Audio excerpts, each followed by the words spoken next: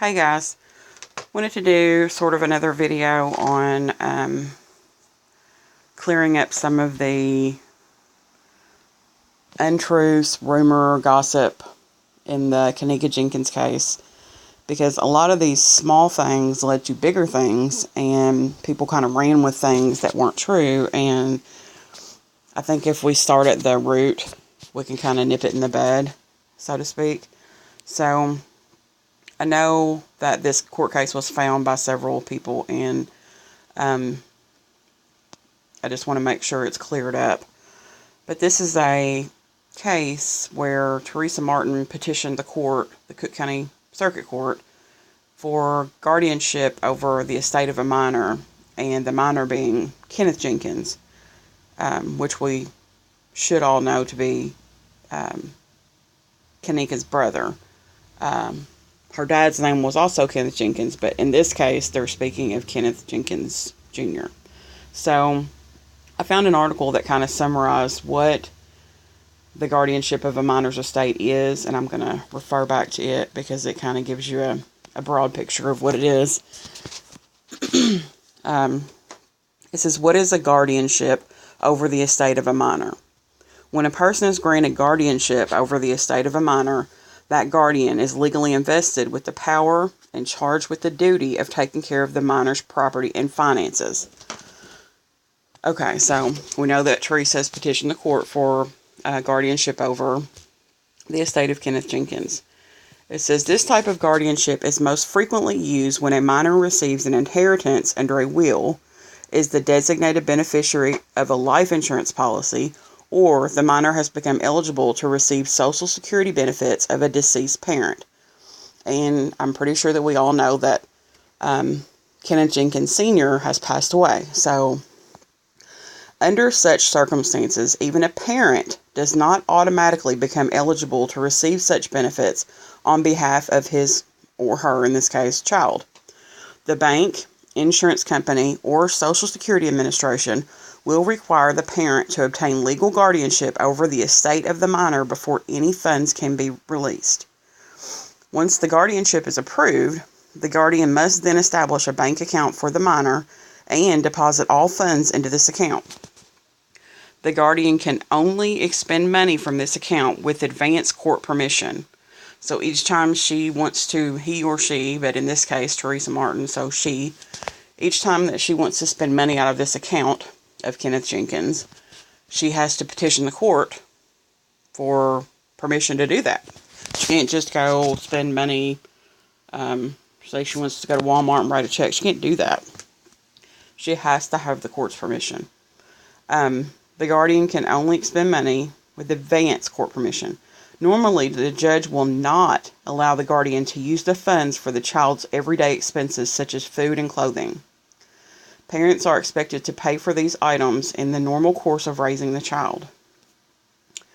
And it says, what is the process for obtaining a guardianship over the estate of the minor? The proposed guardian, in this case Teresa, must file a petition for guardianship over the estate of a minor in which the need for the guardianship is explained. You will need to attach a copy of the official notice that the minor is to be a recipient of monetary funds or property.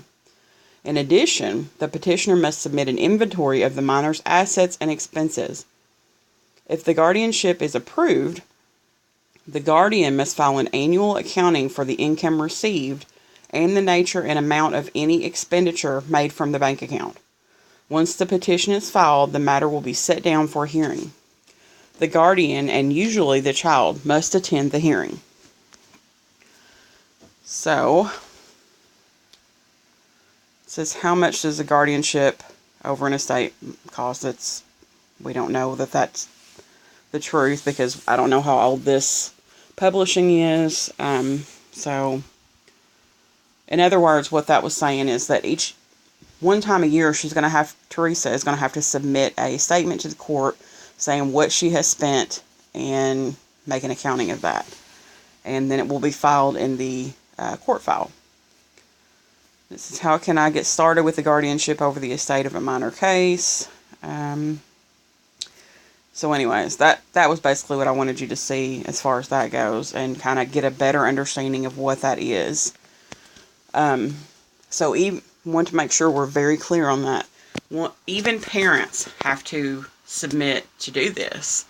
Like if, say my son's father passed away, God forbid, I would have to petition the court if he were to be the recipient of Social Security death benefits or benefits underneath his father's Social Security number.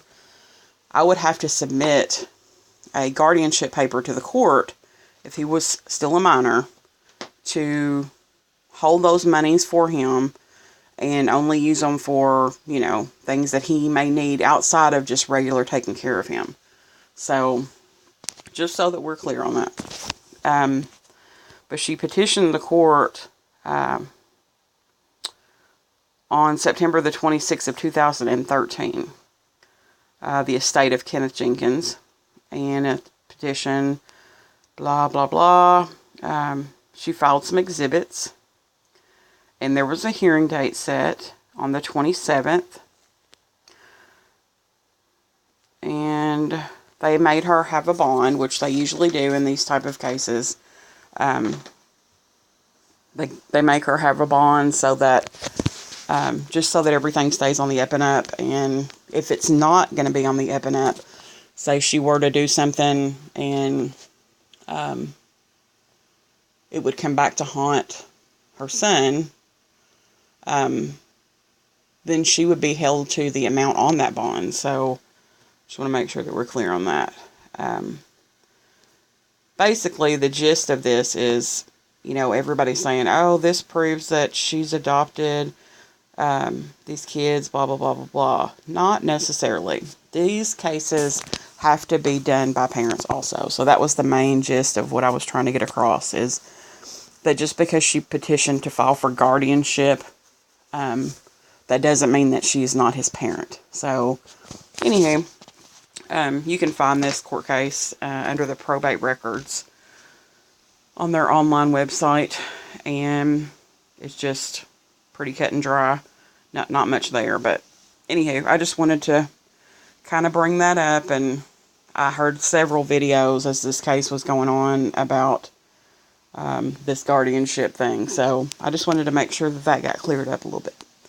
So, I hope you guys are having a good day, and I will catch you later. Thanks.